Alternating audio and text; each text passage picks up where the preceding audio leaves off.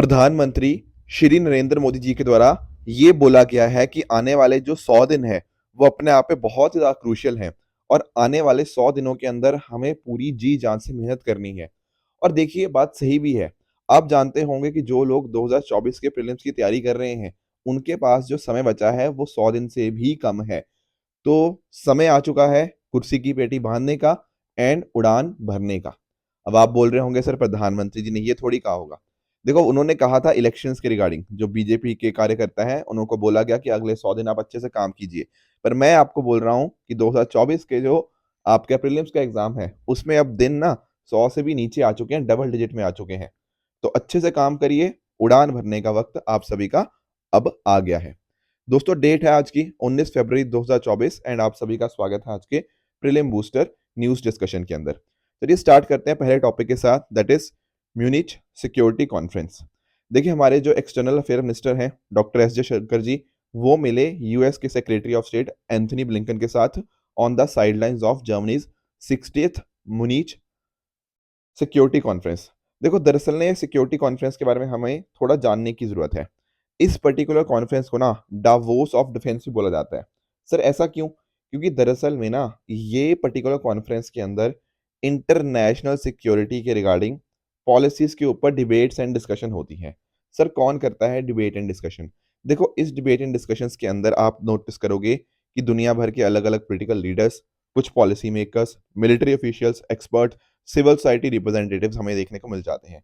Basically government के लोग भी आते हैं, प्राइवेट सेक्टर से भी अलग अलग तरह के एक्सपर्ट्स और डिफरेंट डिफरेंट तरह के लोग हमें देखने को मिल जाते हैं। दरअसल में इसकी जो शुरुआत हुई थी इस कॉन्फ्रेंस की वो 1963 के अंदर हुई थी, जब से हम इसको यहाँ पे एक तरह से कॉन्फ्रेंस को हर साल हम यहाँ पे इकट्ठे होते हैं। कहाँ पर? म्यूनिच जर्मनी के अंदर, राइट। स्टार्टिंग जब आपको 1963 के टाइम में देखने को मिलती है, उस टाइम पे कोल्ड वॉर था। हालांकि कोल्ड वॉर अब तो नहीं है, वो तो 1991 के अराउंड ही खत्म हो गया था, पर अभी भी ये चीजें हमें देखने को मिलती रहती हैं। यहाँ पर अगर आप नोटिस करोगे तो अलग अलग पावर्स ओवर द टाइम आती रही हैं, जैसे चाइना, ब्राजील, इंडिया, इन सभी का कंट्रीब्यूशन बढ़ता रहा है।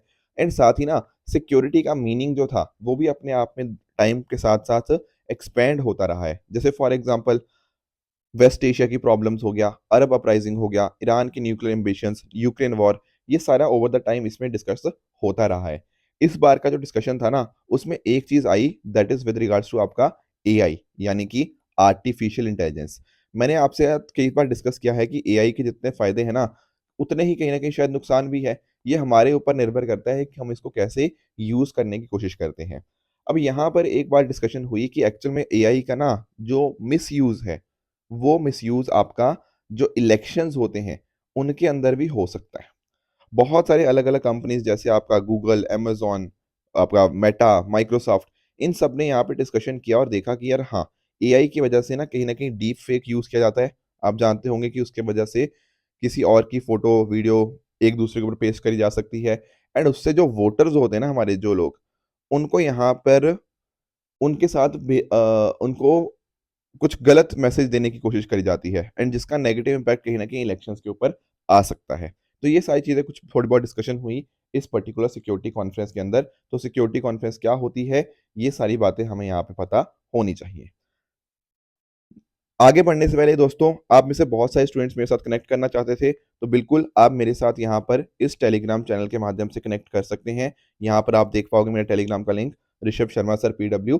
अगर आप इसको स्कैन करना चाहो, आप स्कैन करके भी मेरे टेलीग्राम तक पहुंच सकते हैं। इस टेलीग्राम पर बहुत सारे इंपॉर्टेंट कंटेंट, बहुत सारे जो भी अलग अलग अपडेट्स होते हैं, मैं यहाँ पर प्रोवाइड करता रहता हूँ। नेक्स्ट टॉपिक है हमारा सत्यमंगलम टाइगर रिजर्व। देखो जब मैं बात करूँ ना सत्यमंगलम टाइगर रिजर्व की, पहली बात तो आप ये समझिए कि यहाँ बात हो रही है आपके तमिलनाडु स्टेट की।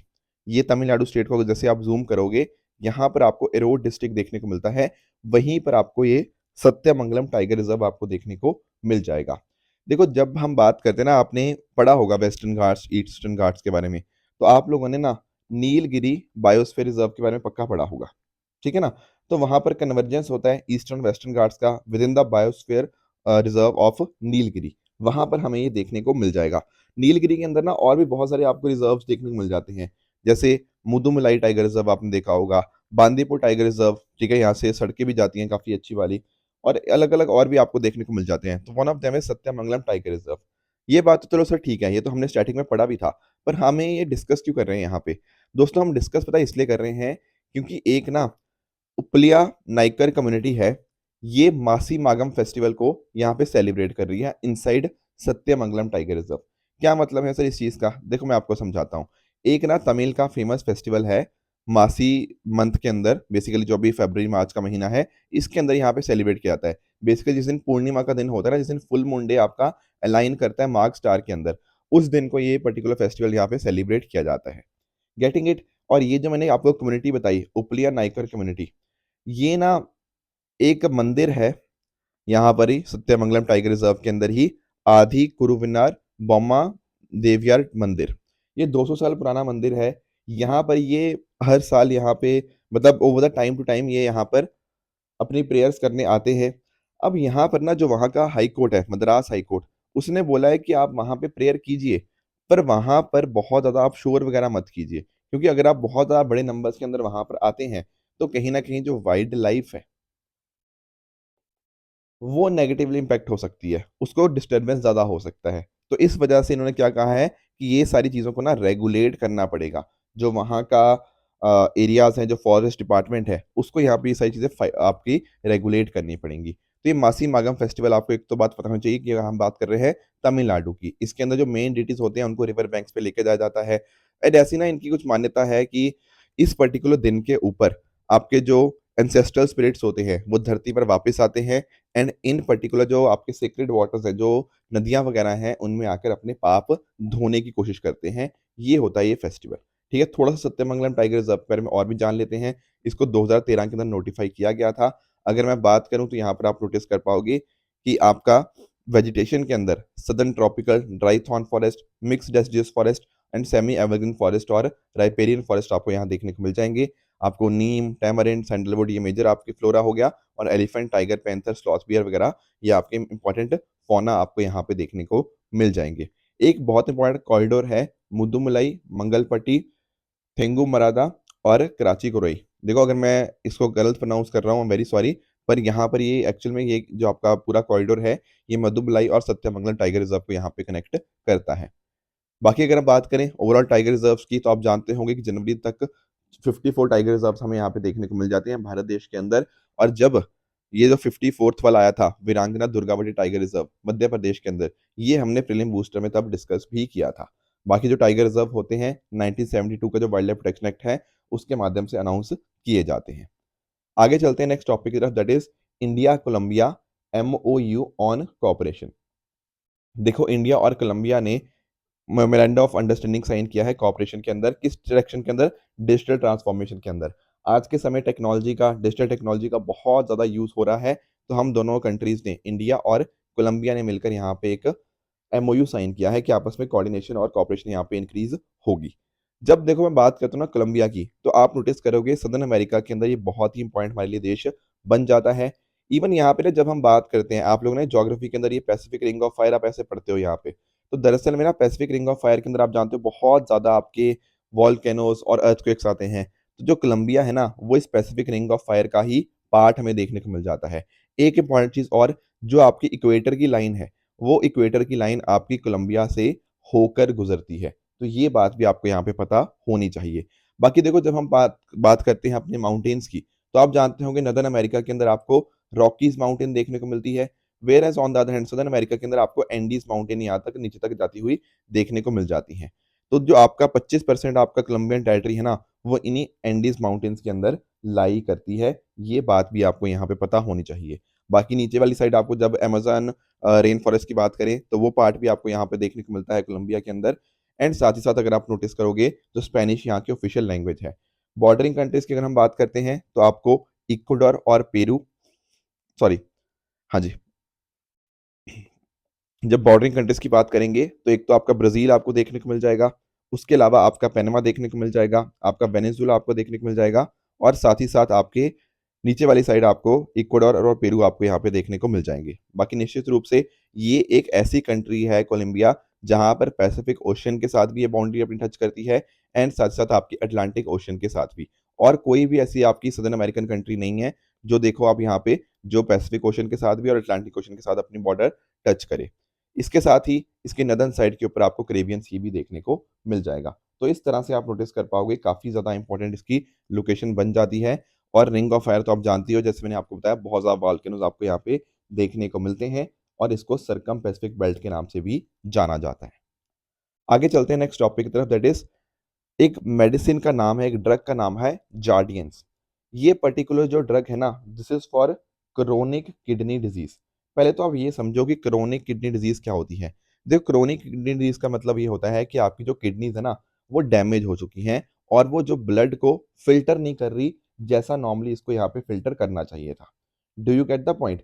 अक्सर ऐसा बताया जाता है कि मान लो कुछ लोग होते हैं, जैसे मान लो किसी को काफ़ी लंबे टाइम से डायबिटीज़ है या फिर हाई बीपी चल रहा है काफ़ी लंबे टाइम से, या फिर जो कार्डियोवास्कुलर बेसिकली जो हार्ट की डिजीज़ेज़ होती हैं, ऐसा कुछ है। इसकी अगर हिस्ट्री लंबी है और आपकी फैमिली में भी लेट्स से उस चीज़ की हिस्ट्री है, तो कहीं न कहीं हो सकता है कि आपको ये क्रोनिक किडनी डिज़ीज़ हो सकती है। इसके लिए ज़रूरी क्या है, इससे बचने के लिए या तो आप रेगुलरली टेस्ट कराते रहो कि आपकी किडनीज़ की कैसी हालत है। अदरवाइज़ एक यहाँ पे हमें ये ड्रग देखने को मिली है जिसका नाम क्या है, जार्डियंस, ठीक है ना? तो सीडीएससीओ इसके द्वारा, central drug standard control authority organisation, इसके द्वारा यहाँ पर एंटी डायबिटिक ड्रग ये है आपका जार्डियंस, जिसको यहाँ पे अप्रूव कर दिया गया for the treatment of chronic kidney disease. तो एक तो आपको ये नाम पता होना चाहिए क्रोनिक किडनी डिजीज़ क्या है, एंड दूसरा ये मेडिसिन का नाम अगर आपको पता होगा, तो कहीं न कहीं जो भी इसके रिगार्डिंग क्वेश्चन होगा वो आपको आंसर कर पाओगे। राइट? इंडिया में अगर हम बात करें ना, तो लगभग 33 मिलियन यानी कि 3 करोड़ 30 लाख लगभग आपके लोग देखने को मिलते हैं एडल्ट्स, जो कि क्रोनिक किडनी डिजीज़ के साथ एग्ज़िस्ट करते हैं। अगर मैं बात करूँ, देखो इस पर्टिकुलर मेडिसिन से होगा पता क्या? एक तो धीरे-धीरे आपका ना जो डिक्लाइन है देखने को मिलेगा किसका? एस्टिमेटेड ग्लोमेरुल फिल्ट्रेशन रेट का। देखो एक्चुअल में इस पर्टिकुलर रेट के माध्यम से ना ये पता लगता रहता है कि कितना आपका किडनीज़ आपका क्या फ़िल्टर कर रही हैं, कितना कर रही हैं, एंड उस तरह से ये चीज़ पता लगती रहेगी। तो इस ड्रग के माध्यम से इसका जो रिस्क होता है इसके अंदर कमी होने का, इस रेट के अंदर, वो रेट के अंदर कमी को जो वो रोक देता है, तो उसके रिस्क को एक तरह से कम कर देता है। तो उस वजह से लोगों की हॉस्पिटलाइज़ेशन की ज़रूरत कम पड़ती है और डेथ्स वगैरह भी अकॉर्डिंगली कम होती है। तो ये कुछ पॉइंटर्स थे जो आपको यहाँ पे जार्डियंस के बारे में पता होने चाहिए थे। नेक्स्ट टॉपिक डिस्कस कर लेते हैं, that is 7 world restoration flagships. देखो पहले ना मैं आपको थोड़ा पहले बेसिक से समझाता हूँ कि आखिर ये मुद्दा है क्या? अगर हम बात करते हैं ना United nation decade on ecosystem restoration की, तो दरअसल में जो 2021 से 2030 का टाइम है ना, इसको यूएनजीए के द्वारा UN decade on ecosystem restoration बोला गया है। यहाँ पर काम क्या कर रहे हैं हम? देखो हम काम बेसिकली ये कर रहे हैं कि आपका जो इकोसिस्टम का डिग्रेडेशन हो चुका है ग्लोबली, उसको हम कहीं न कहीं प्रिवेंट करें और साथ-साथ उसको रिड्यूस करें एंड अपने आप को रिवर्स करें। मतलब जो हमने डिग्रेड कर दिया है, उसको वापस से ठीक करने की कोशिश करें। इस वजह से यूएन डिकेड के अंदर क्रिटिकल सपोर्ट की बात करी गई है, साइंटिफिक रिसर्च को बेहतर करने की, एंड कहीं न कहीं पैसे की भी बात करी गई कि पैसा भी हमें प्रोवाइड करना पड़ेगा, ताकि हम इन सभी चीज़ों को कर पाएँ। कौन लीड करता है इसको? यूनाइटेड नेशन एनवायरनमेंट प्रोग्राम यानी कि यूनेप, और साथ-साथ food and agriculture organisation FAO इसको यहाँ पे लीड करता है, ताकि अकॉर्डिंगली ना हम अपने इकोसिस्टम्स को वापस से अच्छे से रिस्टोर कर पाएँ। क्या ये बात समझ आई? ठीक है। अभी इसके अंतर्गत ही ना हमने बात करी है कि कुछ एरियाज़ को हम यहाँ पे रिस्टोर करेंगे, और यहाँ पर ना दरअसल में 7 ऐसी इनिशिएटिव्स को यहाँ पे नेम किया गया है यूनेप और एफएओ के द्वारा। दरअसल में है क्या? ये 7 ऐसे इनिशिएटिव्स होंगे जिनको एक तरह से टेक्निकल सपोर्ट मिलेगी, आपकी फाइनेंशियल सपोर्ट मिलेगी, ताकि वो अच्छे से इकोसिस्टम जो डिग्रेड हो चुका है, उसको रोक पाएँ एंड वापस से उसको रिवर्स कर पाएँ। अकॉर्डिंगली यहाँ पर कमिटमेंट वही है हमारी कि एनवायरनमेंट को कैसे हम बेहतर कर सकते हैं। मैं आपको कुछ एग्ज़ाम्पल देता हूँ। जैसे फॉर एग्ज़ाम्पल अगर मैं बात करूँ रेज़िलियंस इन द मेडिटेरियन की, यहाँ पर आपका लेबनान, मोरक्को, ट्यूनीशिया और टर्की। यहाँ पर कोशिश ये की जा रही है कि आपके नेचुरल हैबिटेट्स को और वल्नरेबल इकोसिस्टम को हम प्रोटेक्ट कर पाएँ। तो ये हो गया पहला इनिशिएटिव। दूसरा है लिविंग इंडस के रिगार्डिंग। यहाँ पर बात करी गई है जो इंडस का रिवर बेसिन है ना, वहाँ पर हम कहीं न कहीं 25 मिलियन हेक्टेयर का जो एरिया है, उसको रिस्टोर कर पाएँ। एक्चुअली इसको यूएन आपका जो कॉप 27 हुआ था, वहाँ पर भी अनाउंस किया गया था और पाकिस्तान के पार्लियामेंट ने भी इसको यहाँ पे अप्रूव किया था। उसके अलावा यहाँ पे आप नोटिस कर पाओगे एक तीसरा इनिशिएटिव है, एक लिविंग एंटिटी, जो कि बात किसकी करती है? जो कि बात करती है, चलो ये तो इंडस रिवर की हो गया। उसके अलावा तीसरा इनिशिएटिव है आपका saving a global water and climate hotspot. यहाँ बात करी जाती है पेरू की। पेरू के रिगार्डिंग ना एक यहाँ पे आपकी एक एनजीओ है इकॉन के नाम से। ये वाली एनजीओ यहाँ पे काम कर रही है पेरू के अंदर, ताकि 1 million hectare of Indian forest उसको यहाँ पे प्रोटेक्ट कर पाए। साथ ही साथ श्रीलंका के अंदर मैनग्रोव रीजनरेशन इनिशिएटिव, ये आपका चौथा पार्ट हो गया। उसके अलावा आपका पांचवा है तेराई आर्क लैंडस्केप। यहाँ पर भी बात यही है कि आपका जो ताल का क्रिटिकल कॉरिडोर है उसको हम यहाँ पे वर्क अराउंड कर पाएँ। सिक्स्थ आपका इनिशिएटिव है रीग्रेनिंग अफ्रीका इनिशिएटिव, एंड आपका सातवां जो आपका इनिशिएटिव है वो है अफ्रीकाज ड्राई लैंड के अंदर फॉरेस्ट को ग्रो करना। तो ये जो अलग अलग आपके 7 जो प्रोजेक्ट थे ना, इनको यहाँ पे चयनित किया गया है, एंड इनके हिसाब से इनकी जो टेक्निकल एंड फाइनेंशियल सपोर्ट इनको रिक्वायर्ड होगी वो यहाँ पे प्रोवाइड करी जाएगी, ताकि हमारी जो ग्लोबल कमिटमेंट थी, जो मैंने आपको बताया इकोसिस्टम रिस्टोरेशन के रिगार्डिंग, इस पर्टिकुलर ग्लोबल कमिटमेंट को हम अच्छे से मीट कर पाएँ। तो ये कुछ पॉइंटर्स थे जो मुझे आपके साथ डिस्कस करने थे। इनफैक्ट मैंने आपको इसके रिगार्डिंग एक होमवर्क भी दिया था। अब मुझे पता है कि आप बड़े आराम से इस क्वेश्चन को आंसर कर पाओगे। अगर मैं बात करूँ पहले स्टेटमेंट की, तो ये कह रहा है कि वर्ल्ड डिस्ट्रीब्यूशन फ्लैगशिप को आईयूसीएन लीड करता है। ये बात अपने आप में गलत है, क्योंकि मैंने अभी तो बताया आपको कि एक तो फूड एंड एग्रीकल्चर ऑर्गेनाइजेशन है और दूसरा आपको यूनेप देखने को मिल जाएगा।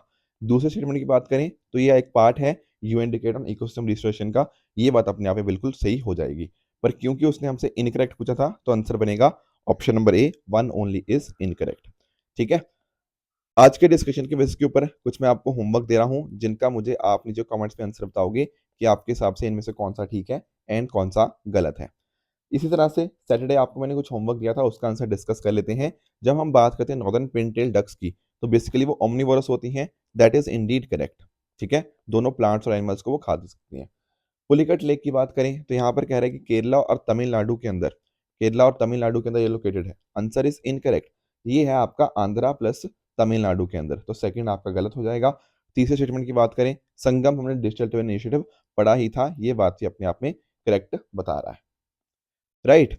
आज का होमवर्क क्या रहेगा? पहला होमवर्क आप करेगा with regards to Chilika lake. काफी इजी क्वेश्चन है एंड आई एम श्योर आप इसको आराम से आंसर कर पाओगे। दूसरा होमवर्क ना मैंने आपके सामने यूपीएससी का एक 2017 का प्रीवियस ईयर क्वेश्चन आपके डाला है। काफी इजी है, पर क्योंकि देखो इलेक्शंस पास में है एंड कहीं ना कहीं इस तरह की डिस्कशंस भी होती रहती है, तो आपको ये प्रीवियस ईयर क्वेश्चंस भी अच्छे से आने चाहिए। दूसरा होमवर्क एक आपको मैंने पहले भी दिया था इंटरनेशनल एनर्जी एजेंसी के रिगार्डिंग। देखो आईएई की जो बात करते हैं ना, इंटरनेशनल एनर्जी एजेंसी की, तो दरअसल में ना भारत की सरकार के द्वारा रिक्वेस्ट डाली गई है आईएए को कि हमें भी इसका पार्ट बना लें। तो आज के समय तो देखो India is not a part of international energy agency. इसके अलावा अगर मैं बात करता हूँ जैसे ब्राजील और चाइना की, ये मेंबर नहीं है, दीज आर एसोसिएशन कंट्रीज। और इसराइल भी चाहता है इसका पार्ट बनना, पर इसराइल भी अभी पार्ट नहीं है। But Canada is a part of international energy agency. तो एक्चुअल में इसका सही आंसर क्या बनेगा? Option number A, one only. ध्यान से याद रखना, इंडिया अभी मेंबर इसका नहीं है। इंडिया ने बस रिक्वेस्ट डाली है कि हमें इसका मेंबर बना दिया जाए। ठीक है दोस्तों, तो ये थी आज की डिस्कशन। अगर आपको इसकी पीडीएफ चाहिए तो आप हमारे Telegram channel PW only official पे जाके इसकी पीडीएफ डाउनलोड कर सकते हो एंड अपनी प्रेपरेशन को और भी बेहतर बना सकते हो। तो इसी तरह से keep working hard. Goodbye and good luck.